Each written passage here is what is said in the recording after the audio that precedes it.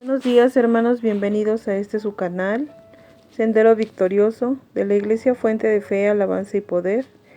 En esta mañana, hermanos, hablaremos de Éxodo, capítulo 38, del versículo 1 al 31.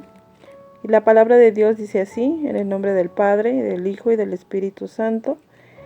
Igualmente hizo de madera de acacia el altar del holocausto, su longitud de 5 codos y su anchura de otros 5 codos cuadrados y de 3 codos de altura.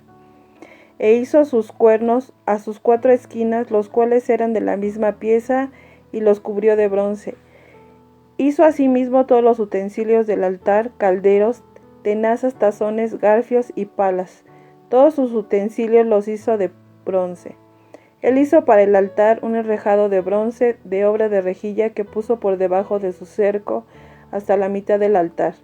También fundió 4 anillos a los 4 extremos del enrejado de bronce para meter las varas. Él hizo las varas de madera de acacia y las cubrió de bronce, y metió las varas por los anillos y los lados del altar para llevarlo con ellas. Hueco lo hizo de tablas.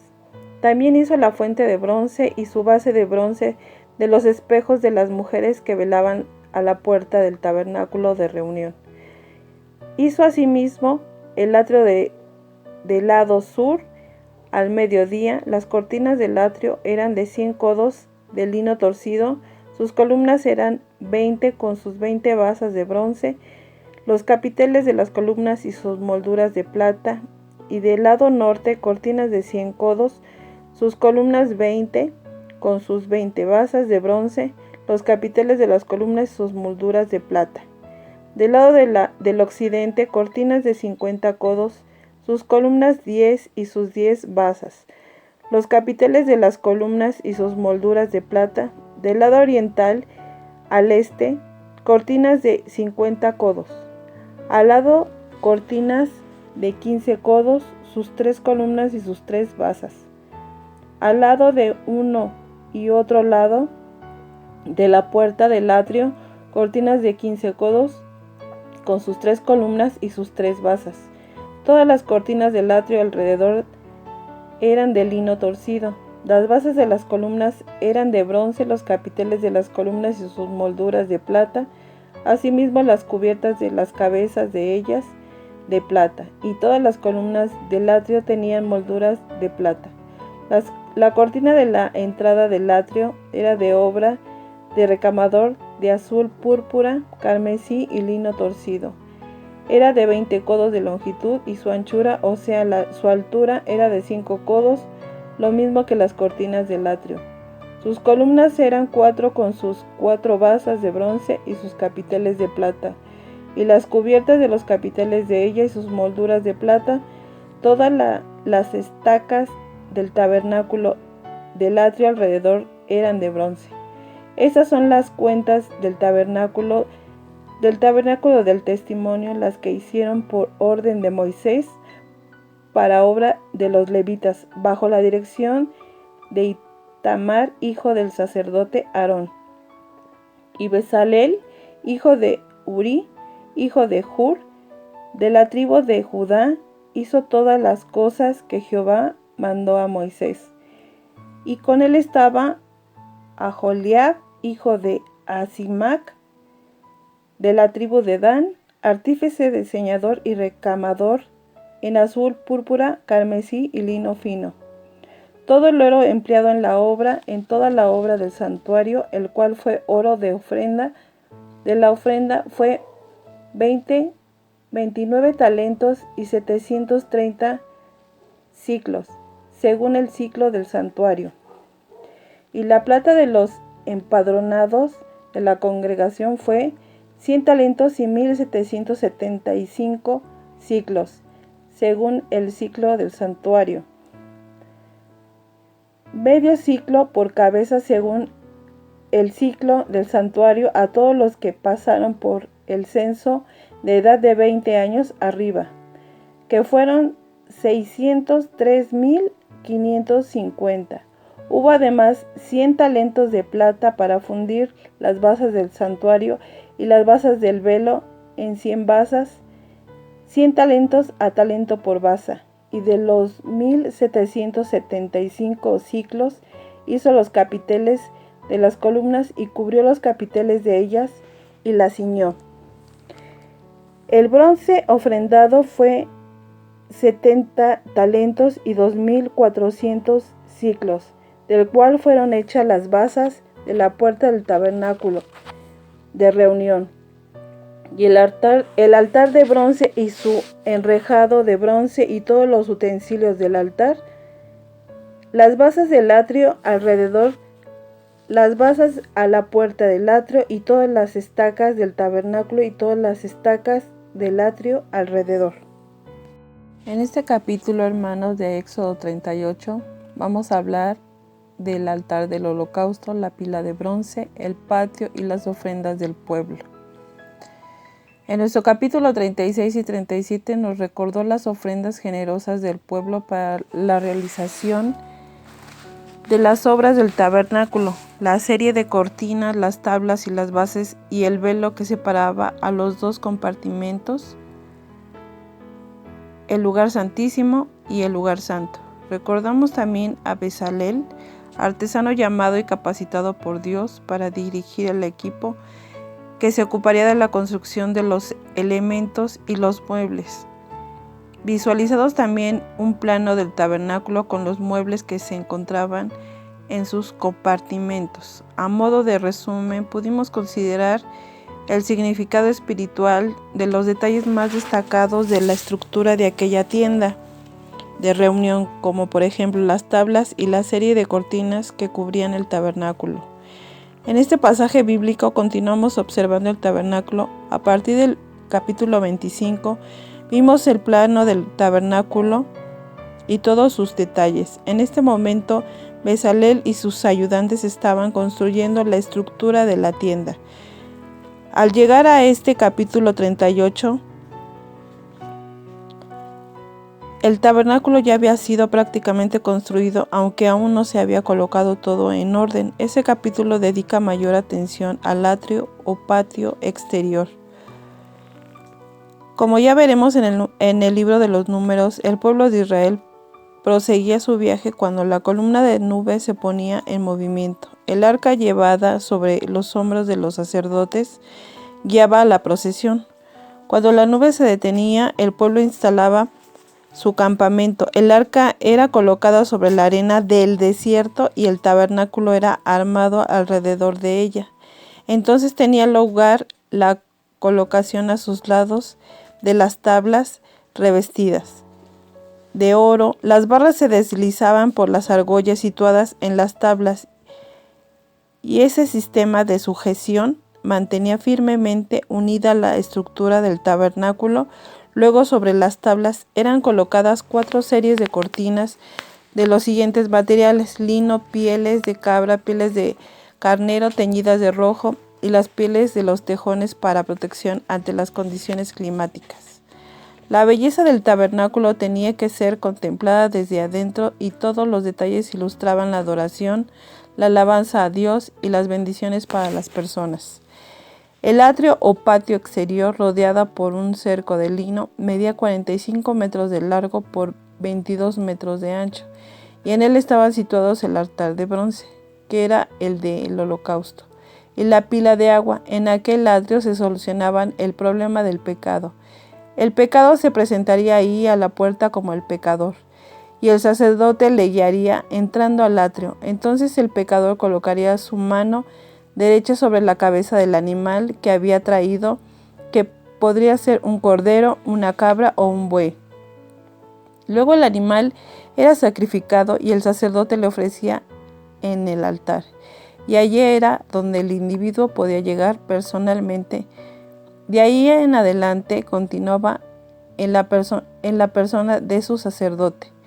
Este tenía que detenerse ante la pila de agua y lavarse para poder entrar al lugar santo. Recordemos que en el lugar santo había 3 muebles: el candelero de oro, la mesa de pan de la presencia y el altar del incienso, todo lo cual nos habla de la adoración se encontraba el velo o cortina que separaba el lugar santo del lugar santísimo, velo que el sacerdote no se atrevía a cruzar, pues no entraría en el lugar santísimo, donde estaba el arca del pacto y su tapa, el llamado propiciatorio, porque solo el sumo sacerdote podría entrar en ese lugar y únicamente una vez al año a favor del pueblo. En ese altar de bronce la víctima era ofrecida y el pecado era juzgado. Era ahí donde el individuo o la nación acudían para ocuparse del problema del pecado. Cuando este altar fue construido, ya no se pudo fabricar otro altar. Este constituía el acceso a Dios, y otro altar hecho en cualquier otro lado habría sido como una blasfemia. Estaba situado en un lugar de prominencia porque la cuestión del pecado debía quedar arreglada ahí. Ninguna otra acción o actitud, como la adoración o la recepción de bendición, podía tener lugar hasta que no hubiese pasado por el altar de bronce del holocausto. Los cuernos del altar nos hablan de la fuerza, es decir, de la capacidad de Jesucristo para salvar. Había muchas instrucciones y detalles sobre la actitud ante este altar y su cuidado. Se requería tazones, braseros, argollas, varas. Más allá de estos detalles, lo importante es recordar la función de este altar de solucionar el grave problema del pecado. Los espejos que aquí mencionaron fueron fabricados de un bronce que había sido sumamente pulido y lustrado. También en aquella época las mujeres usaban espejos y la pila de agua estaba hecha del material de aquellos espejos. El espejo representaba a la palabra de Dios, porque es la Biblia la que le revela al creyente su necesidad de limpieza, y para eso estaba ahí la pila, para lograr esa limpieza. El espejo solo no podía quitar la suciedad, así como tampoco la ley de Dios entregada por medio de Moisés. El lino fino torcido nos habla de la humanidad de Cristo y de hecho separaba al ser humano de Dios. A veces he escuchado que algunos proclaman que todo lo que teníamos que hacer era seguir las enseñanzas de Jesús, incluso no creyendo en su deidad, y como resultado la paz vendría al mundo. Esto no es cierto. Nunca podrá haber paz para el ser humano, a no ser que logre por medio de la sangre derramada de Cristo. Aquel cerco de lino que simbolizaba la humanidad de Cristo separaba al ser humano de Dios. La vida de Cristo no nos salva, nos condena. Es la muerte de Cristo la que nos salva, la palabra de Dios. Porque en primer lugar, tú no puedes situarte a la altura de su vida y de sus enseñanzas. Es necesario trazar aquí una línea divisoria para que marque claramente cuál es la verdad. Por ello insisto en que las enseñanzas de Cristo pueden salvar. Lo que nos salva es la muerte de Cristo en la cruz. Por ese motivo, el altar de bronce estaba precisamente en aquel lugar. El cerco de lino blanco separaba al ser humano de Dios y a Dios del hombre. Aunque las bases del tabernáculo mismo eran de plata, las bases del cerco eran de bronce. El bronce, como ya hemos visto, es el metal que representaba al juicio. La imagen de Cristo en el último libro de la Biblia, Apocalipsis 1:5, dice que sus pies eran semejantes al bronce pulido, fundido en un horno. No te quepa ninguna duda, el pecado tiene que ser juzgado. El ser humano debe reconocer que es un pecador, que no puede entrar a la presencia de Dios hasta que el problema del pecado haya sido resuelto. Los ganchos de las columnas y los anillos para la cortina que rodeaba el atrio eran de plata, y la plata era el metal de la redención. El cerco del patio o atrio mantenía al ser humano fuera, pero Dios señaló un camino para que él pudiese entrar. Encontró una manera de juzgar el pecado y proveyó una redención para que el ser humano pudiese ser revestido por la justicia de Cristo. Por todo ello, la totalidad de este tabernáculo constituye una elocuente figura. Uno puede contemplar aquella tienda de reunión y comprender el mensaje del Evangelio. Todos los colores y materiales nos habla de la presencia de Cristo. El color azul nos habla del hecho de que Él descendió del cielo en toda su deidad. El color escarlata nos habla de su humanidad y la sangre que derramó por la raza humana. El azul y el escarlata combinados producen un color púrpura, que nos habla de su realeza. Él nació siendo rey de los judíos. La entrada era tan alta como el cerco exterior, medía 9 metros de largo por 2 metros y 25 centímetros de alto, igual que las cortinas del atrio. Esta entrada era el único acceso al atrio, y era suficientemente amplia como para que entrase cualquier pecador. Durante su vida en esta tierra, Cristo dijo que Él era el camino, la verdad y la vida, y me agrada pensar en aquella entrada del atrio como un camino. La segunda entrada de las 3 que había, que conducía a la persona a la misma presencia de Dios, era la entrada al lugar santo. También dijo que si uno iba a adorar a Dios, tendría que adorarle en espíritu y en verdad. Él debe ser adorado en verdad. Uno no puede negar la deidad de Cristo y el hecho de que Él murió por ti y aún así adorarle. Después estaba la tercera y última entrada que conducía al mismo lugar santísimo. Era el acceso cruzado, el velo o cortina que nos habla de la vida de Cristo, que Cristo entregó en la cruz. Cuando Él murió, el velo fue rasgado en 2 partes, desde arriba hacia abajo, queriendo decir que el camino a Dios estaba ya abierto. Aquí tenemos a la vida, quedando así completa la trilogía que había expresado Jesús cuando dijo: Él era el camino, la verdad y la vida. Ya lo registró el Evangelio de Juan 14:6, donde Cristo además añadió lo siguiente: nadie viene al Padre sino por mí. Los judíos trajeron plata porque era el metal de la redención. Cada uno de los israelitas tenía que ser redimido para ser aceptado por Dios. En nuestro caso, nosotros hemos sido redimidos por la sangre de Cristo, que es más valiosa que el oro o la plata. Las bases fueron fabricadas con el dinero de la redención. Ahí fue colocado el tabernáculo propiamente dicho. Su apoyo sobre la plata se apoyó sobre la redención, mirando ahora a la humanidad, a todos los pueblos de la tierra, y según la revelación de Dios y el mensaje del Evangelio, cada individuo tendrá que aceptar personalmente la salvación. La redención de Cristo hizo posible con su sacrificio y hay que pagar el precio de la redención. ¿Pero cuál es el precio? Bueno, no consiste ni en plata ni en oro. La única condición requerida es que tú te encuentres sediento, que seas consciente de que tienes sed de beber agua de la vida. ¿No te agradaría beber del agua de la fuente de la vida? La salvación es gratuita, pero no es barata. A Dios le costó todo. Él entregó a su Hijo para morir en la cruz y pagar así el precio de nuestra redención. Por eso decimos que somos redimidos, comprados, salvados y liberados por su sangre. En aquellos tiempos del desierto, la redención le fue impuesta a la nación de Israel, pero cuando llegaron a la tierra prometida, a Canaán, si ellos querían ser considerados o contados entre los redimidos, tuvieron que pagar el precio de la redención. Por ello tenemos que dar gracias a Dios porque Él ya ha pagado por nosotros. La salvación que Él ofrece no cuesta dinero, no tiene ningún precio. Quizás sería más apropiado decir que es tan valiosa que todas las riquezas del mundo no podrían comprarla.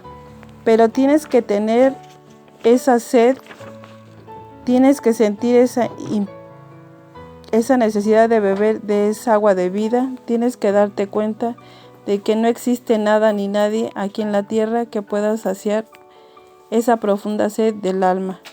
¿Quieres realmente ser salvo? Reconocer que necesitas la salvación porque eres un pecador.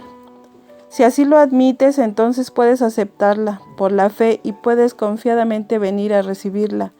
Y no tengas dudas porque el precio ha sido pagado. Al derramar Cristo su valiosa sangre por ti y al ser ya un hijo de la familia de Dios, te hace posible venir a Dios y ser aceptado por Él. por medio de Jesucristo. El Evangelio de Juan nos relata que Jesús, cansado del viaje, se sentó junto al pozo y ahí llegó una mujer de Samaria y Jesús le pidió agua para beber. En medio de la conversación que se entabló entre ellos y refiriéndose al agua del pozo, Jesús le dijo: todo el que beba de esta agua volverá a tener sed, pero el que beba del agua que yo le daré no tendrá sed jamás, sino que el agua que yo le daré se convertirá en él en una fuente de agua que brota para la vida eterna.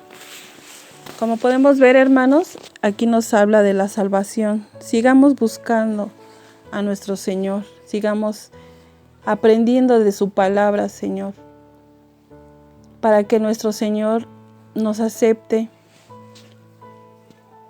y sigamos aprendiendo de su palabra. Dios los bendiga, hermanos.